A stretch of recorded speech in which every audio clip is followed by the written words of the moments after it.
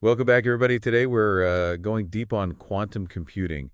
Well, more specifically, we're looking at this kind of heated debate that's been going on between these two big tech CEOs. Yeah, and they have some pretty different opinions about the future of quantum computing. Oh yeah, it's a real clash of perspectives. On one side, you have Alan Baratz, he's the CEO of DWave. DWave, now they're known for building quantum computers that are really good at solving these really complex optimization problems, right? Right, exactly. And on the other side of the ring, we have Jensen Huang, he's the CEO of Nvidia. Of course, Nvidia, they're famous for their super powerful GPUs that are used in, well, everything, AI, gaming, all that. Yeah, pretty much, anything that needs a lot of computing power. So what exactly started this whole debate? I mean, is it just a difference in how they see the future of quantum computing playing out? Well, the spark was really, it was a statement that Hong made. He said that truly impactful quantum computers, like the ones that are really going to change things, they're still decades away. Decades away. Wow. So like not in our lifetime. Well, maybe not for a while, at least according to Huang. And Baratz, he completely disagrees. He's adamant that quantum computing is already having a real impact right now. So are we talking about like a fundamental disagreement about, quantum versus classical computing, or is it something more nuanced than that? It's definitely more nuanced than that. You see, the real disagreement is about the type of quantum computing each CEO is focused on. Okay, so tell me about that. So Baratz, he's all about this thing called quantum annealing. It's a specific approach to quantum computing, and it's what D-Wave specializes in. Quantum annealing, huh? Yeah, and it's like incredibly good at finding like the best possible solutions to these really complicated problems. It's kind of like imagine you're trying to find the absolute best route through a city with like thousands of possible paths. Okay, so like a navigation system on steroids. Basically, yeah, quantum annealing would be like having this super-powered navigation system that could instantly calculate the most efficient way to get you where you're going. Okay, I'm starting to get it. So D-Wave is using this quantum annealing approach, and Bronze is saying it's not just some theoretical idea, it's actually being used to solve real-world problems right now. Exactly. He really emphasizes that. He says that D-Wave systems have tackled over 218 million real-world problems. And these aren't just hypothetical scenarios in some lab. We're talking about real-world stuff. So 218 million problems solved. That's a lot. But give me an example, like what kind of real-world impact are we talking about? How is this technology actually being used today? Okay, so one really cool example is in the telecom industry. They had this task that normally took 25 hours to complete using traditional computing methods. 25 hours, that's a long time. Yeah, but get this. Using D-Wave's system, that same task was completed in just 40 seconds. 40 seconds. Are you serious? That's insane. It really is. And there are other cases where tasks that took 80 hours were reduced to just 15 hours using D-Wave's technology. I mean, these are not just like small improvements. We're talking about completely different levels of efficiency here. Right, it's game-changing stuff. And Baratz is basically saying, look, while some people like Huang think that really impactful quantum computing is still far off, we're already doing it. Yeah, it's a pretty bold statement. And to further prove his point, Baratz highlights that D-Wave systems, they've achieved over 5,000 qubits.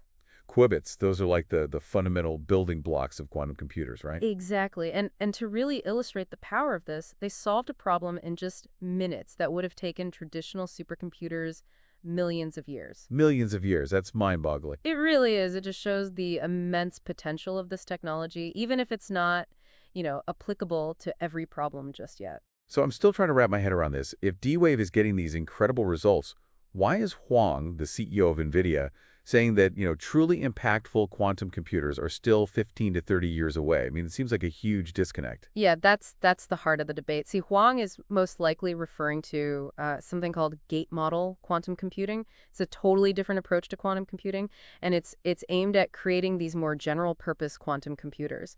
But the thing is, gate model quantum computing, it's still in its very early stages, like really early, and it faces a ton of technical challenges. Okay, so we've got two different visions of quantum computing. D-Wave, they're focused on this specific problem solving with their annealing approach. And then you have this longer term goal of building these like universal general purpose quantum computer. Exactly. And that difference in vision is really what's driving Baratz's pushback against Wang's statements. But it's more than just a disagreement, right? Like, Bratz doesn't just disagree with Huang. He uses some pretty strong words. He calls Huang's statement an egregious error. Yeah, he didn't hold back. And then he goes on to point out that NVIDIA, they're actually investing in quantum technology themselves. So he's saying there's a disconnect between Huang's public statements, being all pessimistic about quantum computing and his company's actions. It seemed a little contradictory. Yeah, it definitely raises some questions. Is NVIDIA maybe, downplaying the progress in quantum computing to protect their own business interests in the AI and GPU markets? It's possible. I mean, or maybe Huang genuinely believes that truly game-changing quantum computing is still a long way off. It's hard to say. It definitely adds another layer of intrigue to this whole debate. It does. It really does. And it underscores how even within the field of quantum computing, you've got these different schools of thought and potentially even like competing interests. Yeah, absolutely. It's not just about the technology itself, but also about the business, the politics, the whole ecosystem surrounding it. So where does the broader quantum computing community stand on this? I mean, are they siding with D-Wave's "it's happening now" perspective or with NVIDIA's more, cautious outlook? That's a great question, and we'll explore those reactions and more in the next part of our deep dive. Okay, so we've got D-Wave over here saying quantum computing is making a real difference right now. And then we have NVIDIA kind of pumping the brakes a bit, saying the real game changer is still pretty far off. So where does everyone else in the quantum world land on this whole thing? Well, it's interesting, because when you look at it, most of the experts in quantum computing, they seem to agree that Fang's view is, well, a little too conservative. They point to the fact that those hybrid systems, the ones that combine traditional computing with elements of quantum computing, those are already proving to be pretty valuable, especially in fields like materials science and those complex optimization problems that D-Wave is, all over. So it's like we're kind of testing the waters before jumping headfirst into the quantum pool. Exactly. We're starting to see the early benefits of quantum computing, even as we're, still working towards that more ambitious goal of building those general purpose quantum computers. Okay, so let's make this real for a second. Let's say I'm not a quantum physicist or some tech investor. Why should I care about this whole debate? How could quantum computing, actually impact my life? That's a great question. And the truth is, quantum computing really has the potential to completely revolutionize a ton of industries, many of which, touch our everyday lives. Like what? Give me some examples that would make even a quantum skeptic like me sit up and pay attention. Okay, so let's take logistics and supply chains, right? Imagine a world where things they move with incredible efficiency, all thanks to these quantum algorithms that can instantly optimize routes and delivery schedules. They can even take into account things like traffic, weather, even unexpected disruptions. So you're saying those online delivery estimates would actually be accurate for once? Exactly. And think about the impact on manufacturing. Factories could become incredibly efficient, robots moving with perfect precision, minimizing waste, maximizing output, and all thanks to the power of quantum computing. It sounds like quantum computing could really bring about a whole new era of automation and efficiency across all kinds of industries. Precisely. And that's just the beginning. Healthcare and pharmaceutical research, those could be completely transformed as well. Imagine if we could dramatically accelerate drug discovery. Think about how much faster we could develop new treatment and even personalized medicine tailored to individual genetic makeups. Okay, now that's something that could have a direct impact on anyone's life. The possibility of personalized medicine based on your own DNA, that's pretty amazing.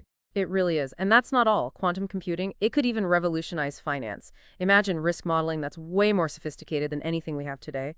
It could lead to more accurate investment decisions and maybe even a more stable financial system overall. So whether it's about getting my packages delivered faster or developing life-saving treatments more quickly or even making smarter investment decisions, quantum computing could really have a ripple effect across so many aspects of our lives. Exactly. But it's important to remember that we're still in the relatively early stages of this whole quantum journey.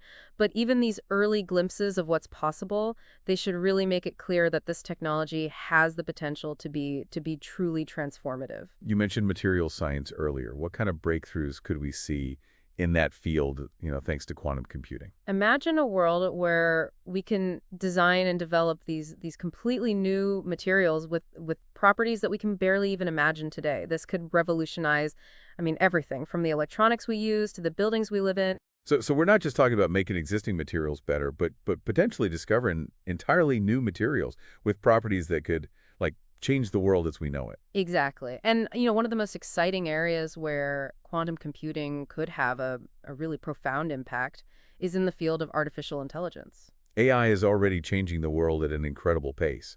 How could quantum computing take it to the next level? Well, imagine AI systems that are not just faster and more powerful, but they're also capable of tackling problems that are beyond the reach of even the most advanced algorithms we have today. Quantum computing could lead to like these huge breakthroughs in areas like natural language processing, image recognition, maybe even the development of true artificial general intelligence. The idea of AI becoming even more sophisticated and more integrated into our lives, it's both exciting and kind of daunting at the same time. It definitely is. And that's why it's so important to have these conversations now, to consider not just the potential benefits, but also the potential challenges and the ethical implications of this technology. So even though DWave and Nvidia, they might disagree on the timeline, it seems like there's this growing consensus that quantum computing, in one form or another, is going to have a major impact on our world. Yeah, absolutely. And whether you're, a tech enthusiast, a business leader, or just someone who's curious about the future, it's definitely a journey worth paying attention to. As we keep moving further into this quantum future, one thing that really strikes me is how important it is to understand the differences between the types of quantum computing. Their strengths, their limitations, all that. Yeah, that's a really crucial point. It's not a one-size-fits-all situation. Quantum annealing, like what DWave is doing, that's incredibly good at certain types of problem. But gate model quantum computing, which is what companies like IBM and Google are working on, that has its own set of capabilities and its own challenges. It's kind of like having different tools in a toolbox, right? You wouldn't use a hammer to tighten a screw. We need to understand what each type of quantum computing is good at so we can, really use them to their full potential. Exactly. And as the field keeps evolving, we'll probably see even more specialized types of quantum computers emerge, each one, tailored to specific tasks and applications. That makes sense. So as we, try to navigate this rapidly changing landscape, what are some of the things we should be watching out for? What are the key indicators that the quantum revolution is really happening? One important thing to keep an eye on is the progress that's being made in developing practical applications. It's easy to get caught up in the theoretical stuff, the possibilities, but the real test is whether this technology can solve real-world problems and actually deliver something valuable. So look for those success stories, those moments where quantum computing is actually making a difference in the real world. Exactly. As those stories become, more frequent, more convincing, that's when we'll know that the quantum revolution is really upon us. But we can't forget about the potential risks and challenges that come with such a powerful technology. That's a good point. It's not all sunshine and roses. We can't just focus on the excitement and the potential benefits without thinking about, the potential downsides. We'll dive into those risks and ethical considerations in the final part of our deep dive. So join us as we explore the complex and really multifaceted future of quantum computing. All right, so we've spent a lot of time talking about the potential benefits, the real-world applications, all the amazing things quantum computing could do. But like with any powerful technology, any new tool, we got to think about the risks too, the challenges. What are some of the things we should be considering as we move into this quantum future? Well, one of the big ones that comes up a lot is cybersecurity. Yeah, cybersecurity. Quantum computers, especially as they become more and more powerful, they could potentially break the encryption methods that we use to protect all their data online, communications, all that. So like all our sensitive information, financial transactions, personal data, even national secrets, that could all be vulnerable if quantum computers fall into the wrong hands. Yeah, it's definitely a serious concern, and that's why researchers are already working on developing new encryption methods that are specifically designed to be resistant to quantum attacks. It's like this arms race, right? You have people trying to build these quantum computers that can break codes, and then you have other people trying to protect information from those very same computers. Man, it sounds like something straight out of like a cyberpunk movie. It kind of does, yeah. But it's a real challenge, and it's not just about protecting data either. It's also about making sure that our critical infrastructure, like our power grids and financial systems, that those are protected from being disrupted by quantum computers. So as we become even more reliant on all these interconnected systems, the stakes just get higher and higher when it comes to cybersecurity in the quantum age. Absolutely. What about jobs? I mean, a lot of people worry that automation powered by AI and quantum computing, that it's going to lead to massive job losses. Machines taking over. Right, and that's definitely a valid concern. It's something we need to be thinking about carefully as we develop these technologies. But I think it's also important to remember that technological advancements, they often lead to new industries, new job opportunities that we can't even imagine right now. So it's not just like robots replacing humans, it's more of a shift in the types of jobs that will be available, right? Exactly. I think the key is to adapt, to prepare for this shift. And a big part of that is focusing on education and training. We need to give people the skills they'll need to thrive in this quantum-powered world. So a workforce that's not just tech savvy, but also, adaptable, able to learn new skills throughout their careers. Exactly. And this isn't just for people in, technical fields. This applies to every industry really, because quantum computing, it's going to have these ripple effects throughout the entire economy. I mean, even people in creative fields like artists and writers, they might find new ways to use these technologies to, enhance their work, to reach new audiences. Man, it's wild to think about the creative possibilities that quantum computing could open up. Could we see like a whole new waves of art and literature inspired by these mind-bending concepts? Yeah, I think it's definitely possible. I mean, art, it's always been a reflection of technology and the ideas of the time, right? So quantum computing, it's bound to influence our culture, our creative landscape in ways that we can't even imagine yet.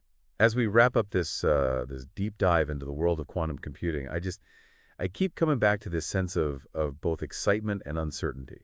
It really does feel like we're standing on the edge of this new era, filled with so much potential, but also, so many challenges. That's a great way to put it. I think we're at this really crucial moment, and the choices we make today, they're going to shape the future of quantum computing for generations to come, really. It's up to all of us to be part of this conversation, to weigh the potential benefits and risks, and to make sure that this technology is used to make the world a better place.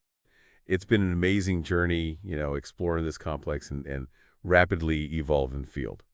Thanks for joining us, everybody. Make sure to subscribe for more deep dives into all those fascinating topics that are shaping our world.